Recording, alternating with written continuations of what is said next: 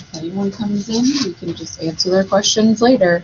So this is maximizing your research, identity, and impact. The point of this workshop is to figure out, what's the problem with identifying your research, how we're going to fix it, and then the practical solutions we have. I'm Tara Meadowcroft. I work at the Health Sciences Library. And I'm Janice Dysart. I work at the main library. I do a lot of science and then also personal financial management and architectural studies. So great. So, already said, first thing we're going to go over is stating the problem. So what is the problem when it comes to research, or your research in particular? And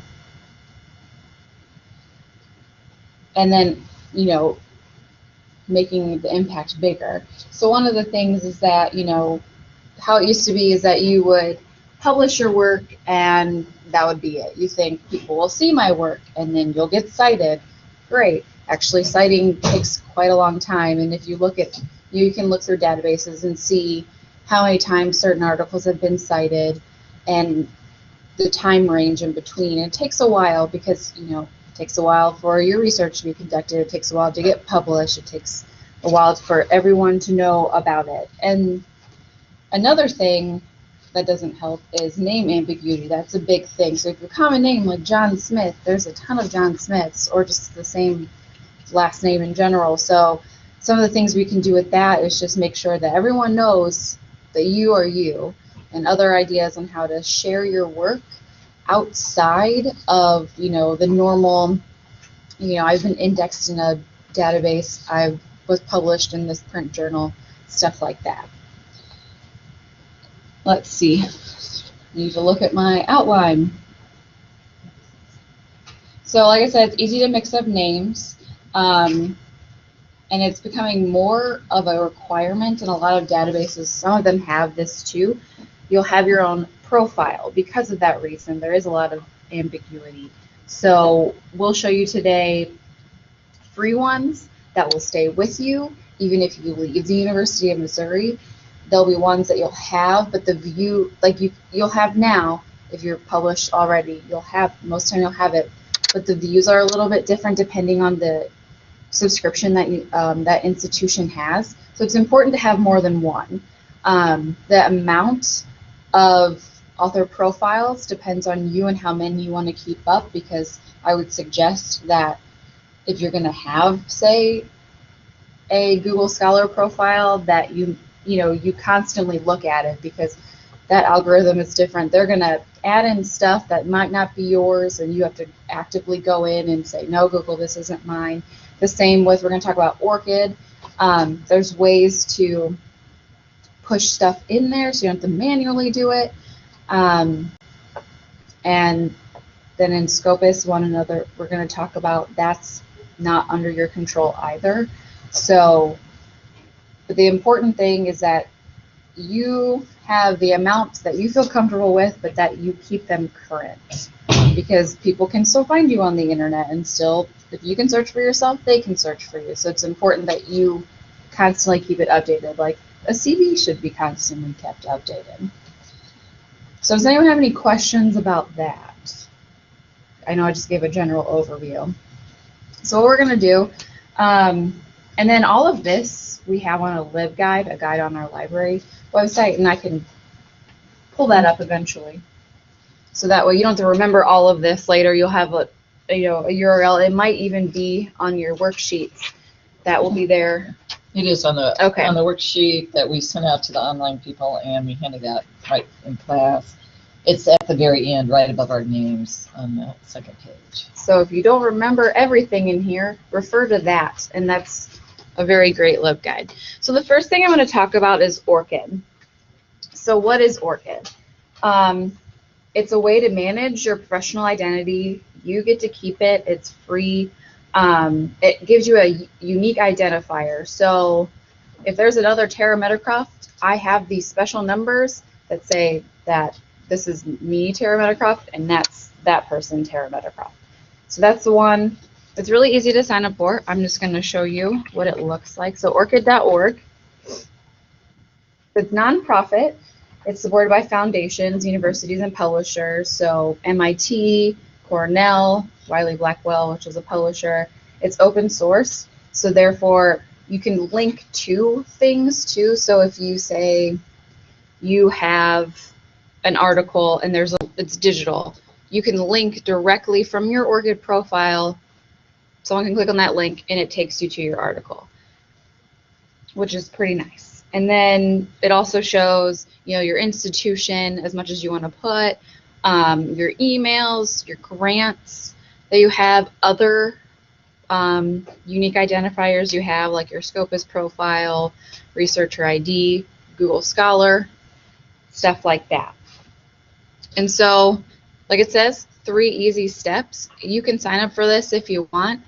I'm pretty sure now, when it first started, the automatic default was to go to private, and you don't want it to be private. You want your account to be public. You want to be able to share your URL with other people. You want to be able to put it on your CV. You want it public. What public does is just shows the publications you have. It shows the grants you are working on. It shows like your institution, but it doesn't share private, like you would think, information. Like, it's about as public as you want it to be and as private as you want it to be. So here's mine. This is what it looks like on the public view. When you make your own, it'll sort of look like this. It'll be a little bit different, but you can see where you can add in works, add in grants, which I obviously don't have any grants, but nothing, personal will be showed on here unless you don't want it. So I have to actively go in and say, I want this public, I want this private. So this is what I look like. I have linked to my Google Scholar profile. I have a researcher ID. So this is kind of like a place where you can put everything and it links out. So here is a poster I did. I put it up in MOspace, which we'll also be talking about. It's a clickable link. It takes you right there. Good to go. So I would highly suggest getting this. One of the databases, Scopus, if you have works in there, you can push those publications into ORCID, and later this year they're going to have it to where it'll automatically update, so you don't have to do it. If a new article gets indexed into Scopus, it automatically gets pushed into ORCID. That's the only confirmation I have from that vendor, but I don't know if others will follow. So it's really easy. I'm going to sign in just so you can see what it looks like on my side, how easy it is to add information. So here's more things I could add on here, what I'm also known as. So if you get married, you change your last name, you can put that here. Keywords, here's your email. I don't think my email showed up when I did the public view. I'm going to look at the public view. It didn't. So my email is here, but I chose not to make it public. Here's where you can set the privacy settings. But like I said, you have to fill out a little bit of information when you're first making this, but it's not going to put, your address, your email, just the things that you want public, that should be public, so you can share it, will go up. But it's really simple. More recently, if you're publishing, publishers like to have a unique identifier for you, so this is a good one to have as well. You might add that some publishers are starting to require these IDs. Yeah, require. Okay.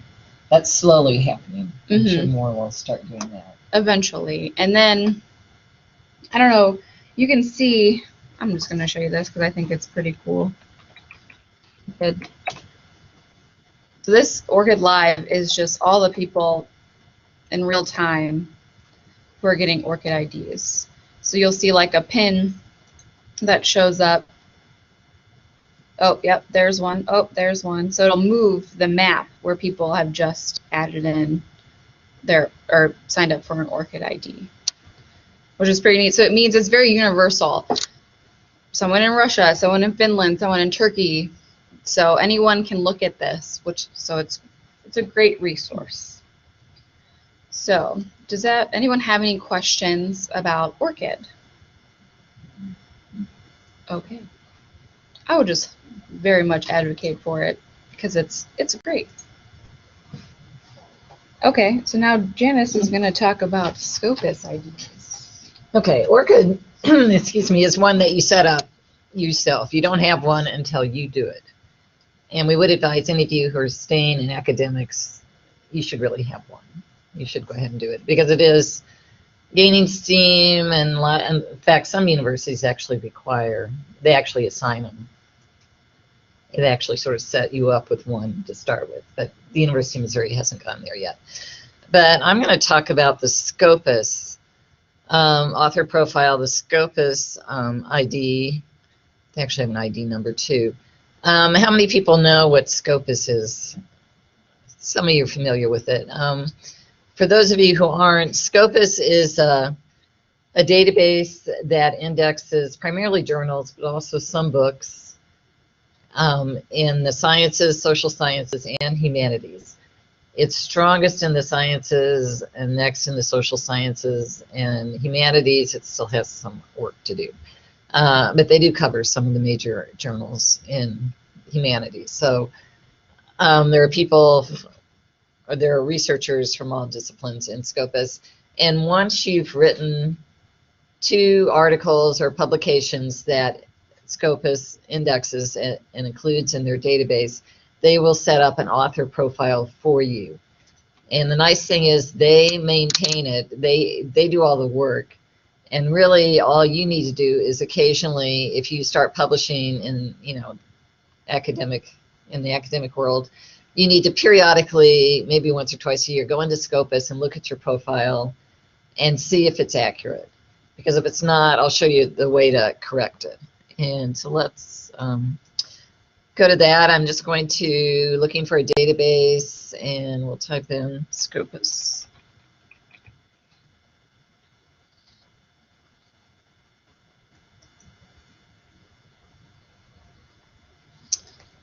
And we don't care about their meeting. Okay, I'm going to go to an author search. It puts me into a topic search, but I'm going over to author search. And let's just do, I'm going to do a physics professor, Sergei Kopykin.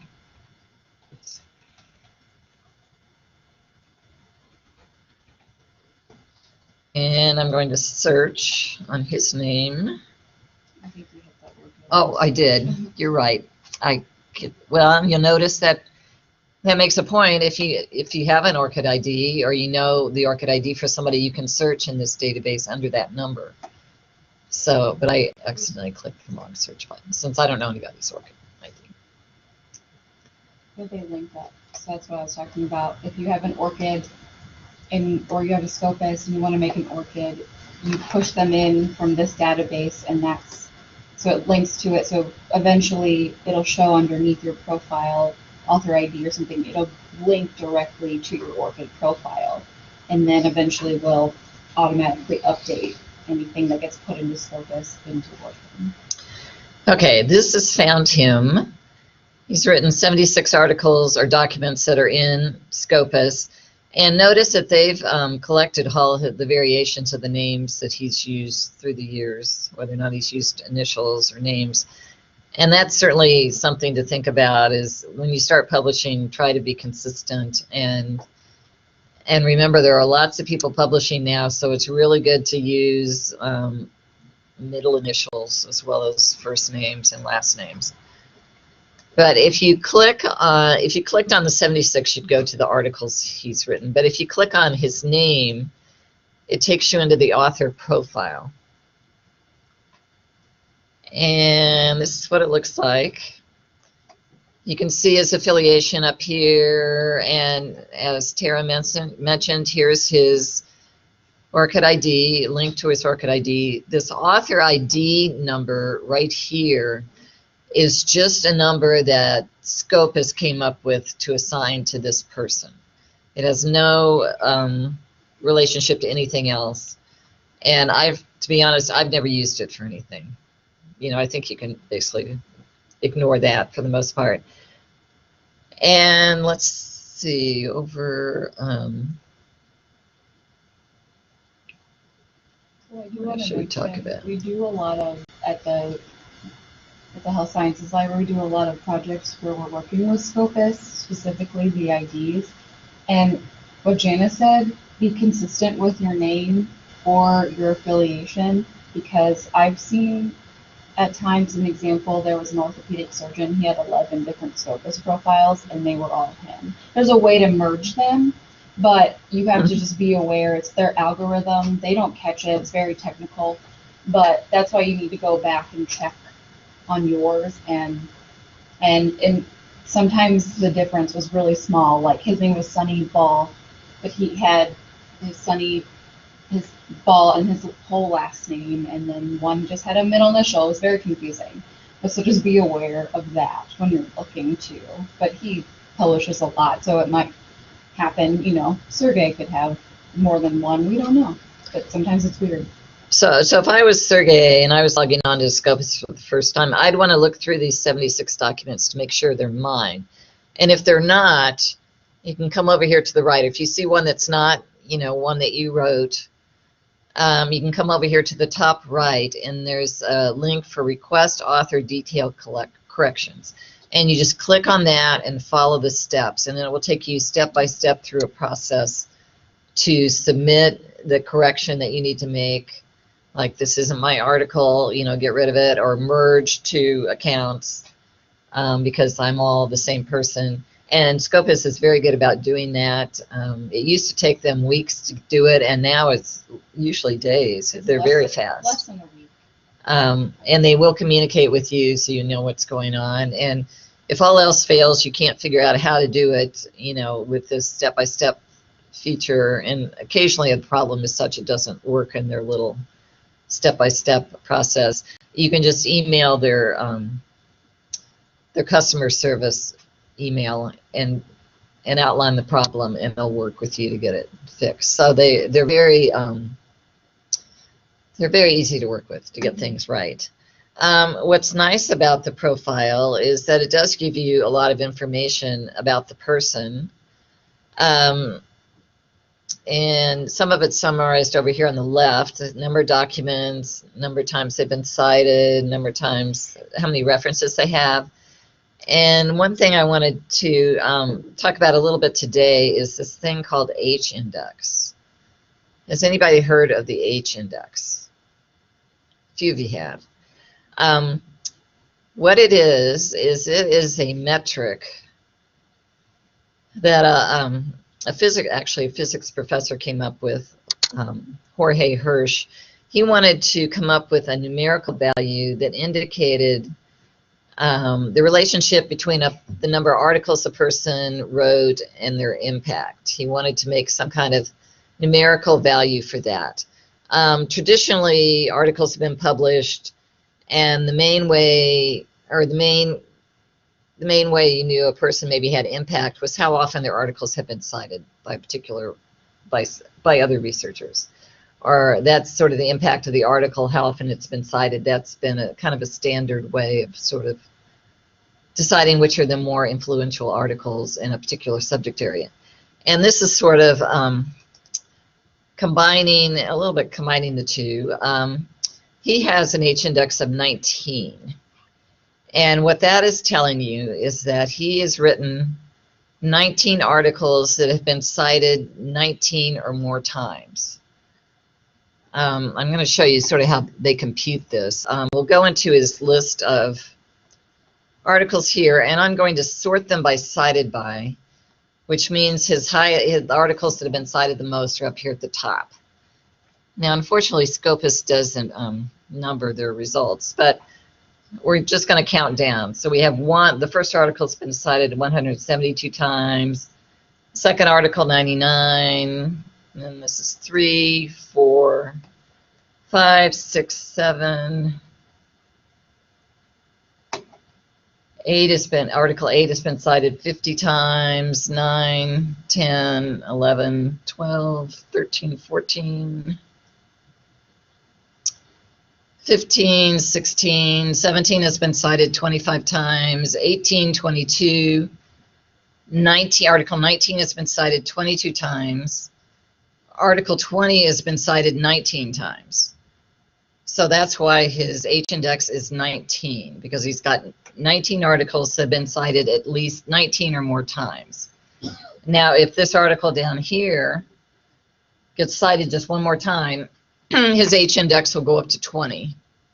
Or if you page a little further down, if some of his other articles get cited more, that could also raise his H-index.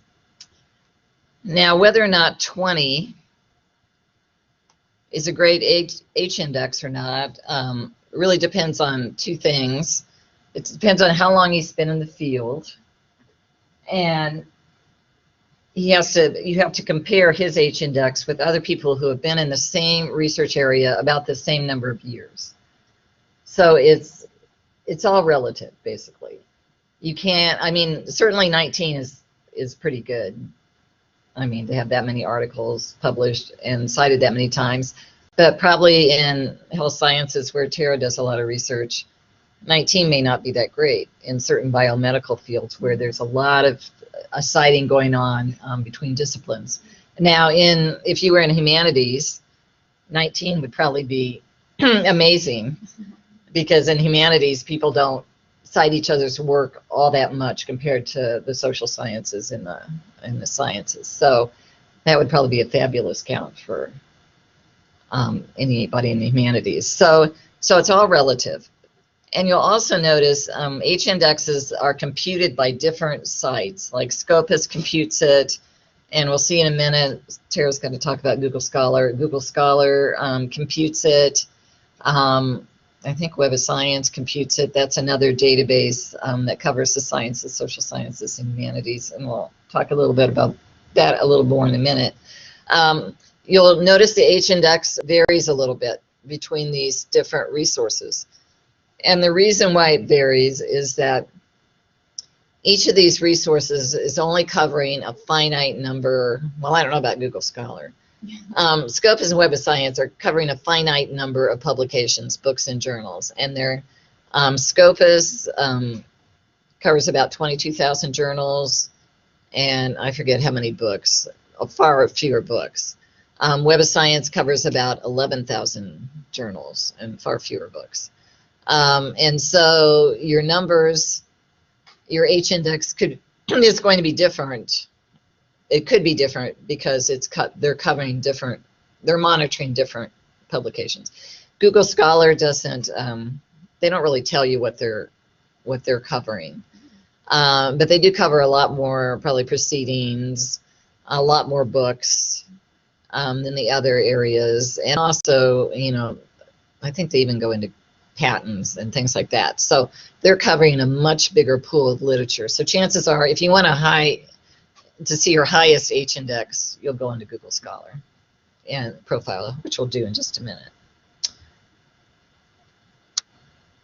Let's see.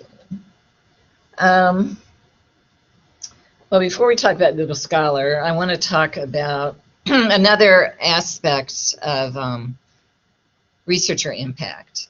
We're going to go back to date here on Dr. Kopickin's articles. Let's see, I'll go down and look at, let me look at,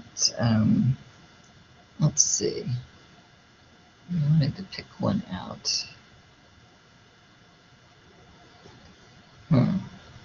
Let's get past the current ones. Well, let's look at this one right here. Celestial, this one right here. And Scopus, if you look at the full display of the article and you scan down on the right, you might see a box over here called Metrics. And what this box is recording, or what are called, well, it's recording the traditional metric that I talked about, whether or not an article is cited. In this case, this article has been cited 16 times. But it's also covering other metrics, like how often it's, like in this case, it's mentioned in Wikipedia, how often it's been tweeted, whether it's been posted in Facebook, these different metrics that are related to whether an item research is mentioned in the social literature or whether it's being read, like in Mendeley is a bibliographic management system like EndNote and Zotero. These kind of counts are what we call altmetrics. It's a term that originated just a few years ago. It's basically, short for alternative metrics. So it's other ways of gauging the impact of your research besides the traditional how often have other people cited my work. Right now it's kind of in its growing stage. There's several different companies that are collecting this information. The company that's doing it right now on Scopus is called Altmetric. I think that they must have been the first company in the area since they were able to get the name Altmetric. There's another company. Let's do another one. I'm going to go to our webpage. And this Discover@MU is our big search engine, Google-like search engine for a lot of the resources that the library owns. And I'm just going to type in an article that has a lot of social interest. And let's do this one.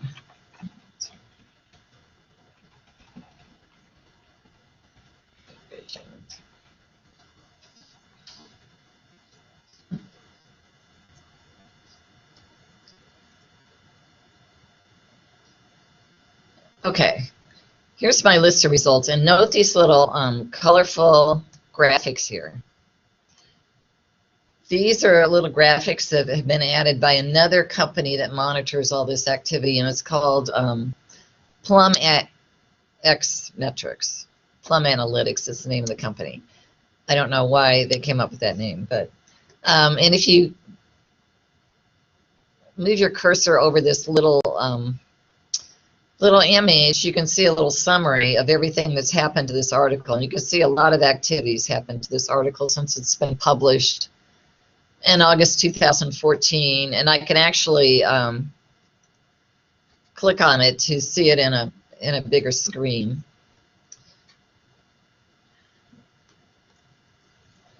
And in this case, they mentioned abstract views, different views of the article, whether it's been mentioned in blogs, how often it's been tweeted, how often it's been cited, just all sorts of stuff. And they do give you access to the tweets and mentions in Facebook and blogs, so you can link out. So right now I'd have to say this is kind of fun to look at if you've published something. You can track it. It's more immediate response than having to wait for some of your work to be cited by other people, because they have to first read your work, then they have to write an article or write a book, and then they have to have it, edited and peer reviewed, and then it gets published. So it's going to be at least probably 6 months, maybe longer, before you really see any activity on your work. Whereas something like this, the altmetrics, the different altmetrics stuff you can see can be almost immediate. I mean, it often depends on your topic, I have to admit. If you have maybe you write about a controversial topic, or it's just a topic of great interest to a lot of people, it's probably going to have more activity. I mean, some articles get published and don't have any activity. Sort of remains to be seen where in the future, a few people have done a little bit of studying to see whether if you try to promote your article, tweet it out, do things like that, whether that increases how often it's been cited.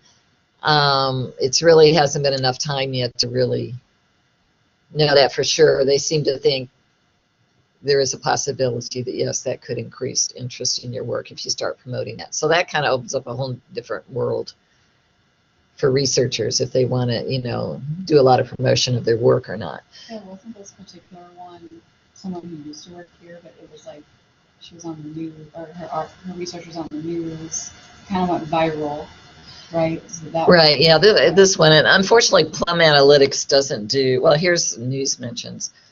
Plum Analytics doesn't mention news resources. The company news resources like Altmetrics does. Mm-hmm. And if you could look at the Altmetric data for this article, you'd see it was mentioned in the New York Times. And actually, what really gave it a lot of legs, besides being published by a lot of different publications around the world, is that Rush Limbaugh mentioned it, something about, plants being smarter than, who knows what he was referring to, other people, other, politicians or something. And that really made the general public, some of the general public, really interested in the article. So a lot of people Googled it and looked at it. And so it's just kind of funny how things happen. Both Altmetrics and Plum Analytics, they are commercial companies. We can see some of their data through some resources that we subscribe to, but this university does not currently have subscriptions to either of those products. If we did, you could each have an account, and you could look at your own account and see if there's any activity on any of your publications. It would make it easier to monitor. Some publishers are starting to do their own metrics on their website, or to give you access, if you publish an article in their journal, to give you access to what they call like an author dashboard, where you could log on and see what's happening to your article. Elsevier is doing that. A publisher, let me give you an example of a publisher just so you can see. There's a publisher called Plus One, or journal. Well, they actually publish quite a few journals. Let's see if I can get this article up. Let's look at most viewed articles.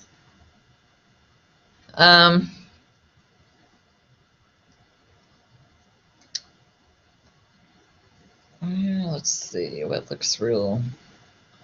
Well, let's just look at the first one, see if it's got any activity. This publisher, this is the publication page, and a lot of publishers are adding a link to the article page that says metrics. They're adding some kind of tab or link. And if I click on this, you can see, in this case, there have been over 30,000 article views on this article. That was published in February 23rd. So that's quite a bit of activity. And you can see how many people downloaded it. That may be a little more indication of the people who are really interested in the article, because chances are, if you really are interested in it, you're going to download it and keep it in EndNote or Zotero or in your personal files. And they also notice they get how many people have used Mendeley, and they're actually tracking Twitter. So it's a growing area where publishers are starting to gather these statistics. As I said, it's fun to sort of track your stuff. It may be useful, if you're going up for a promotion or you're applying for a job, to maybe draw attention to maybe an article or a book that's getting a particular amount of attention, say, according to Altmetric or something, my book has gotten, has had, so many tweets or something. If it's fairly remarkable, whether or not it's really going to have an official place in promotion and tenure, like citation counts do, remains to be seen. Right now, it's sort of like you're in on the ground level of sort of a new area, and you just have to wait and see where it goes. There's a lot going on in this area. In fact, I do a whole workshop on it. But if you look at the guide later, that's linked on the last page of your handout, there's a lot more information about Altmetrics. Any questions on anything I've talked about, Hindex or Altmetrics or Scopus? If not, we'll go on to Google. Also, one thing to point out about Plus One, it's open access. So your articles are probably, if you publish open access, your articles are probably have more impact because that person doesn't have to subscribe to that journal. They don't have to subscribe to that database. They can just go look at it right on the internet. So that's probably why, one of the reasons why it has a lot of article views and then has so many PDF downloads too. So that's something to consider because I'm going to talk about that later. Whether, open access is good, you can retain your copyright versus, publishing in a subscription journal, or you may or may not retain your copyright. It just depends on the contract, but that's why that has a lot of article views. All right, so I'm going to go to Google Scholar. So like Orchid, it's kind of maintained by you. You don't have a Google Scholar until you sign up for it. And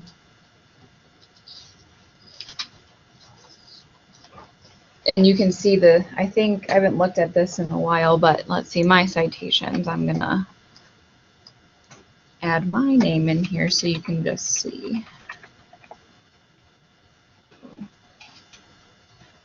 Bear with me. I don't remember if I signed up with my account, my university account, or my personal account. Yep, okay, I did that. Okay, never mind. Should have looked at this before. Okay, so here's what your Google Scholar account will look like. Very simple. I put this one in here because I don't publish a lot, but if a publication isn't listed, once you sign up, very easy to do. You can add in your own publication. You can find it, add it. On the opposite end, sometimes Google will add in stuff that's not yours. They think it's you, but it's not. That's easily to get rid of. You just hit delete. It's also good because Google Scholar comes with you, and you can share it. Shareable just like Orchid. You can look up, I believe, Scopus profiles if you don't, but it's not very, might not get to see all of the stuff, I think. Or you get like the metrics. Yeah, Scopus profiles you can see without a subscription. You can't of course, necessarily access the articles within it. But this one, Orchid and Google Scholar, you can for sure. And it comes with a persistent link. That's yours forever. It doesn't go anywhere. It's very editable. You have to have a verified address to it, though. So because I had a Google account, I signed up with it, but I verified it with my university email. And I've made it public. You can put in your photo to more personalize it as well. I think I also you can link out to articles, if you have an open access article, if you have something in a repository like MOspace, takes you right there. So this is don't X out of that. So Google Scholar is nice. Like Janice said, it'll give you citations. It might have a little bit more. You might have a bigger H index just because Google Scholar just does a ton of stuff. We don't know what it does, how much it does, but usually your Google Scholar may be a little bit more. You might look at let's look at Sergey real quick. Okay.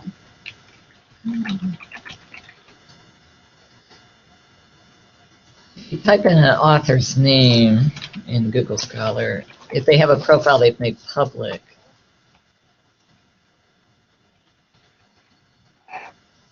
it should come up right at the top here. And I know some departments on campus are basically requiring their faculty members to set up Google profiles because they are very public. They certainly can encourage interest in your work, more visibility, and this doesn't look to be terribly public. No, I thought it was more. Let's click again. There we go. There it is. Yeah. And so you can see he's got his articles here, and he's listed co-authors, how many times his articles have been cited altogether, and here's his H index in Google Scholar. Way more than Scopus. Yeah, Scopus was 19, I think. This is 33.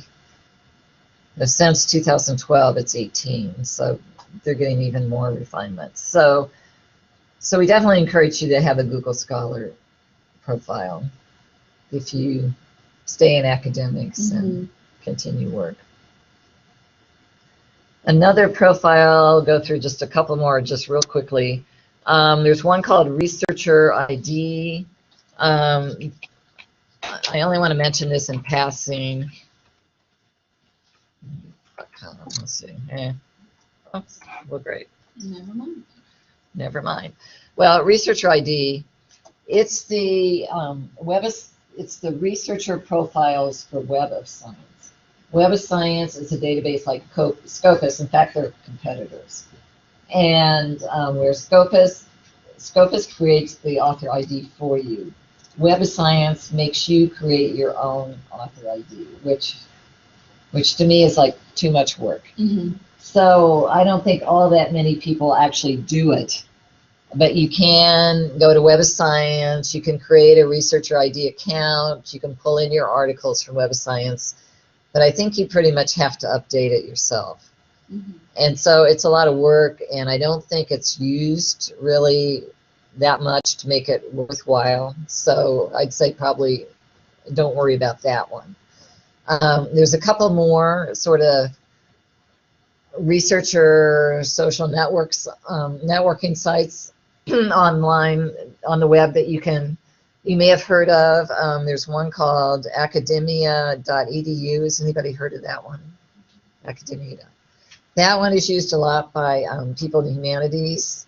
They can create a profile and they can upload information, their publications and things, and they can communicate with other people on that site, which is very useful for. What you have to watch out for is you have to pay attention to what you're uploading. When you publish something, you have to sign contracts, and you have to pay attention to what that contract is telling you, because some of those contracts will say you do not have the right to upload articles that you've published. Sometimes there's a certain time span, or sometimes it's forever. You know, some publishers, like Elsevier, they want their articles to only be available to people who subscribe to their publications. So if you publish an article in their journal, they make the agreement such that it's illegal for you to just post your Elsevier article on your website for everybody to see, because they feel like that cuts down on their business. So academic.edu is more social sciences and humanities people. There's another one called ResearchGate. That one, it's the same kind of thing. It's probably more science people and social sciences. I have to say, ResearchGate, once you set up a profile, they're pretty aggressive about trying to get you to upload articles. I don't know if any of you have signed it. You're shaking your head like you know. And you, as I said, you just have to be cautious and know your contract that you signed on whether or not you can really upload an article. It's certainly nice that other people do it, and you can access articles that way, but you just have to pay attention. Because there's plenty that are up that are probably violating copyright because they weren't supposed to do that. So just, definitely be aware. And I can talk about it later, but it's a resource to figure out what kind of journal it is, whether it's open access, what kind of access they do give, it's just publisher access, stuff like that. I can actually talk about that. Okay. So it's called Romeo. I don't know. This is loading. Okay, really weird, so never mind. I spelled it wrong. I'm really bad at spelling sometimes. Why am I trying to look at it in the database? It's not in the database, so just Google it. So this just helps you look at all the potential journals you might want to publish in, all the publishers, and gives you just all the different copyright policies, and they're set up with color so easily identifiable. So green You can archive the preprint and postprint. Blue can archive the postprint. White can't do any of that stuff. So it's really easy to use, and I'm just going to look up stream. So here's what it looks like when you're looking up a journal. And it easily shows you all the restrictions, all the policies. So this is a yellow one, which means you can archive the preprint, which means it's a paid open, also a paid open access option. So the thing with open access is sometimes, most of the time, you have to pay the fee to publish it. But with that, you most of the time retain the copyright of your article, so which means that you can share it. People can see it. They don't just have to look at it through the publisher website. So it's kind of like, what do you want to do? Like I said, though, open access gives people more access to your articles as well. This has like a 12-month embargo, which means it will be open access eventually after 12 months, or people can view it. You cannot archive the final version of the PDF, because sometimes you'll get the preprint, like this published online before it came out in the actual print journal. So this is just like a nice compilation of all the journals, a lot of journals that you would want to look at. So I would look at this for sure, and just be aware when you're signing contracts, when you're publishing, what you're signing. Like we mentioned, ResearchGate, people don't realize they upload their PDFs and they don't know that they're violating copyright just because they just didn't know. They just were like, okay, I'm going to share my stuff. That's great. And a lot of the time we'll get faculty at the Health Sciences Library is like, okay, is this illegal? Well, I don't know. You might go look at your contract, and sometimes the contracts are pretty big, and you're like, I don't remember signing this. So be aware. So if you learn anything, just be aware of what you're signing, because you can't really go back on that. Though ResearchGate has been around for a while and it hasn't gone away, and we're always very surprised by that, just because of the amount of articles that are up there that people can see that shouldn't be up there. So, and then, let's see, we've gone off our outline. Talking about places you can share your data, your research, there is, because you are at the University of Missouri, you have access to MOspace. Has everyone ever heard of that? It's our online repository, mospace.umsystem.edu. So here, all the article or the poster that you saw of mine is up here. There are dissertations. It's, I don't know, there's a ton of stuff. Thesis, it's all the different universities in the system. But this is an online repository where you can just put all your scholarly works in here, and it gives you a persistent link. It's freely available. It should be Google searchable. Let's see. So this person's is probably a dissertation. And so here you have the abstract, just like any other database. You have the abstract, date, what is it? Here's a PDF of his dissertation, because sometimes you'll write this dissertation, or this is the abstract, but sometimes you'll write all of these works in school, in university, and where do they go? Do you ever see them? This is a great way to put it up there, because you do a lot of work for your dissertations, for your thesis, and you want to be able to share it.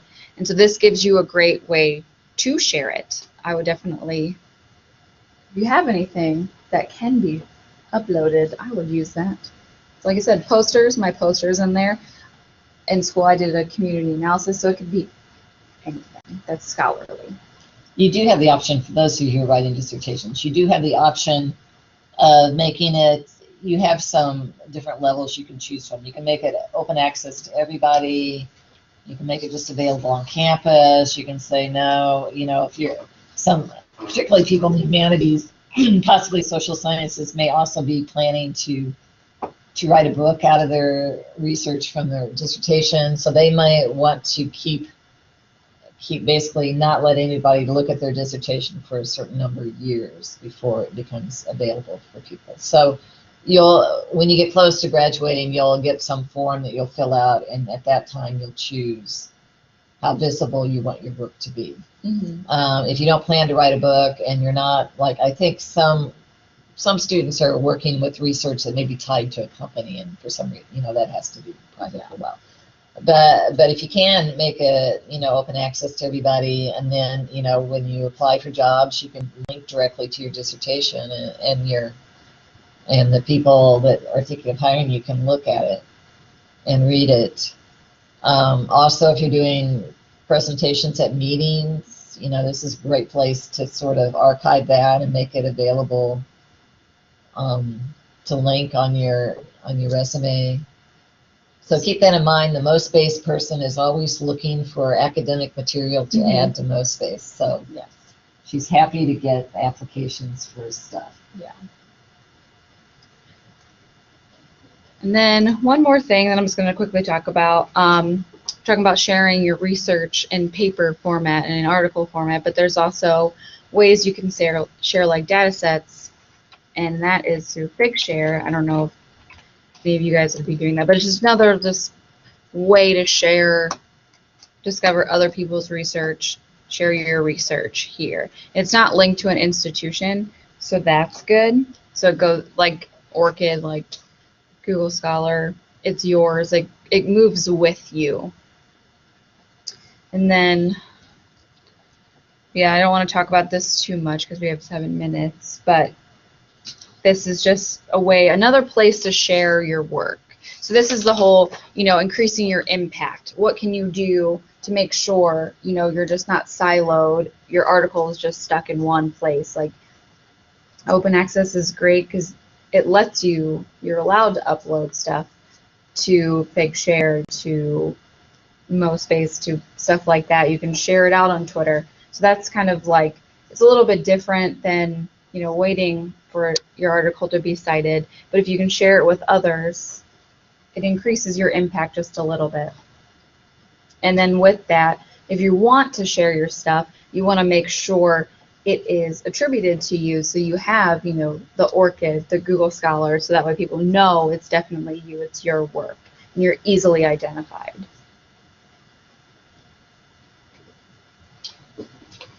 One last way to increase your impact is to publish in journals that have high impact factors. How many people have heard of impact factors?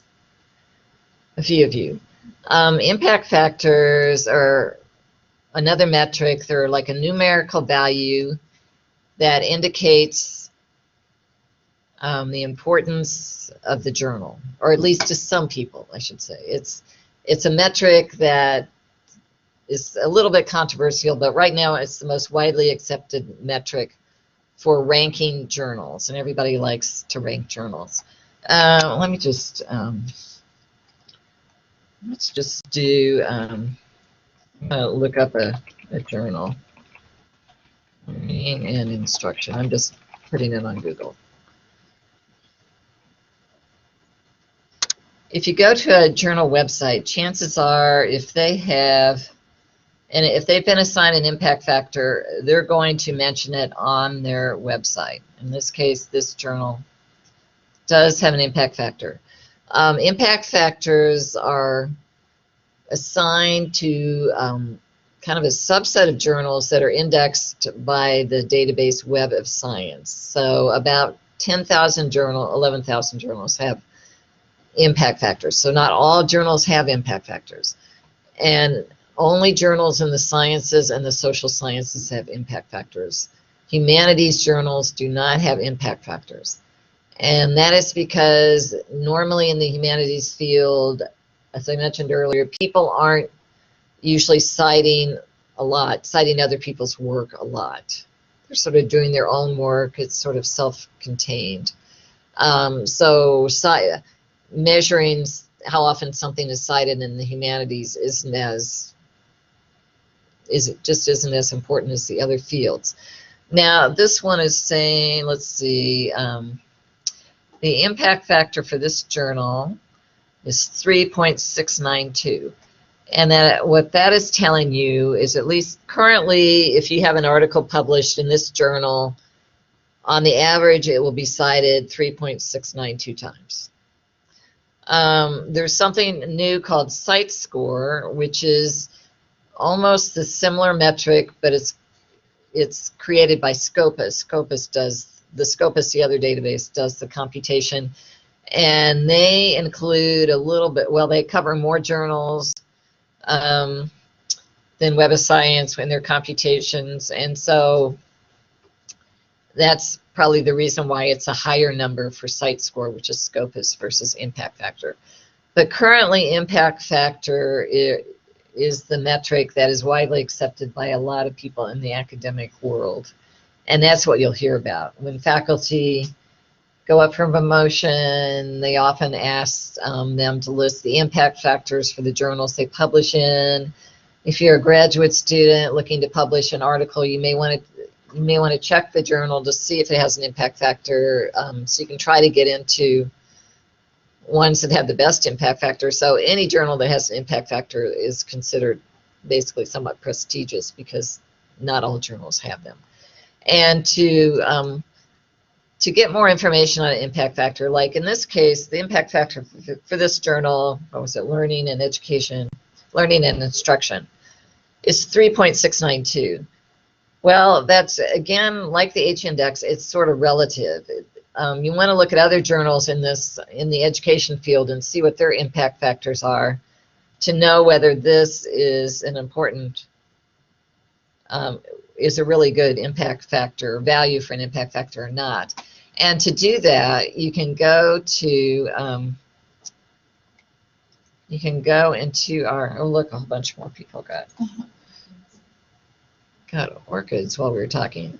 I'm trying to connect back to the main library page. We have a resource called Journal Citation Reports. And this list, you can look up journal titles.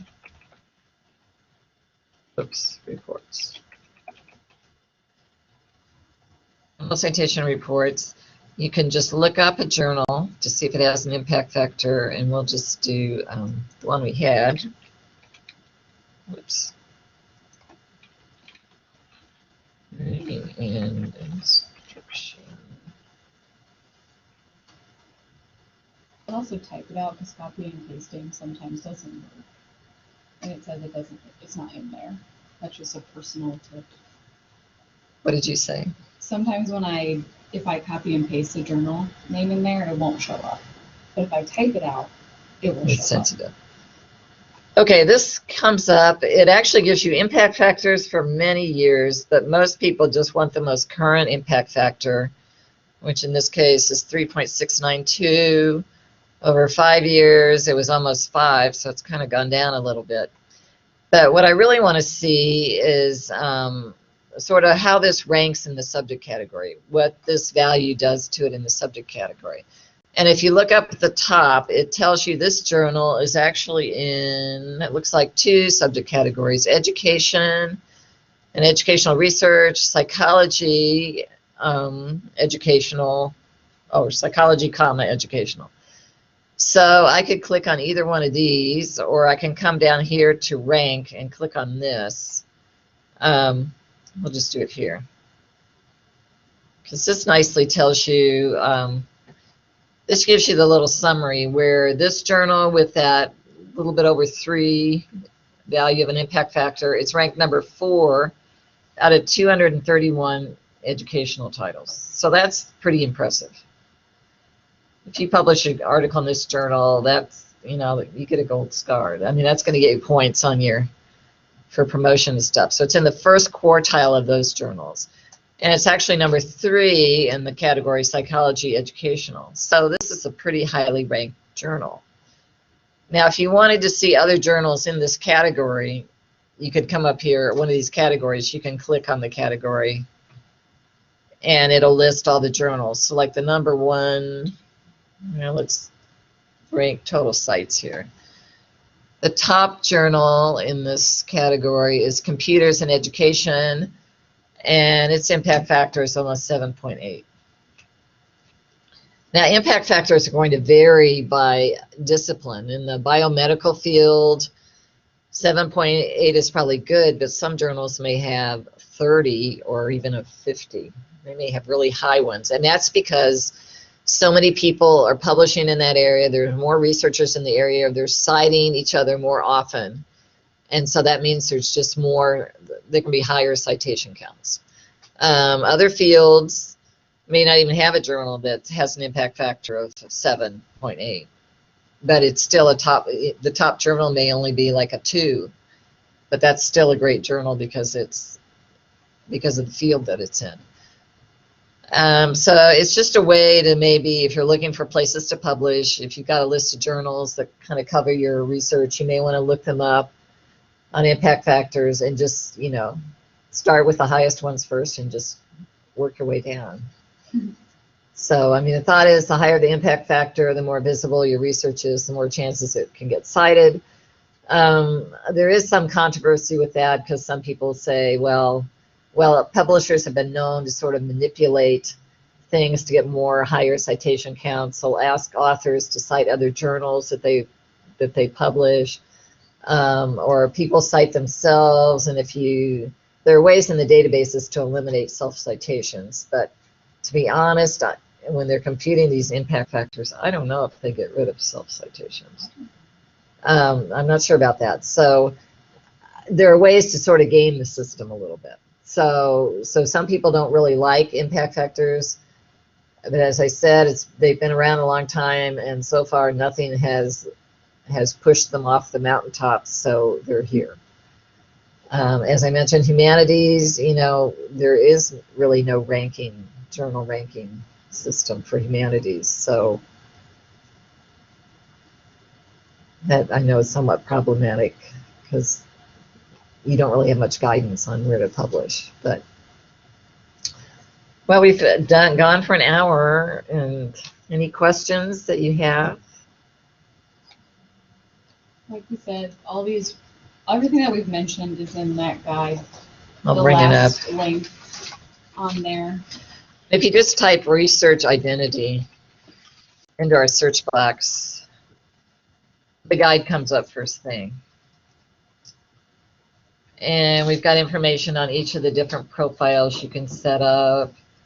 There's information on the Hindex, Altmetrics, the various Altmetrics, and there are some, I don't know if I put it on here. I've got a separate guide for Altmetrics, which I should probably put a link on here because there's some Altmetrics now data for books too. That can be useful. MOspace is research repositories, so if you're interested in MOspace, just click on this link to see how to, apply, how to send your stuff to MOspace to be added. And then journal rankings, impact factors, and then open access. So lots to think about. And I want to thank you all for coming. Feel free to contact us if you have questions down the road.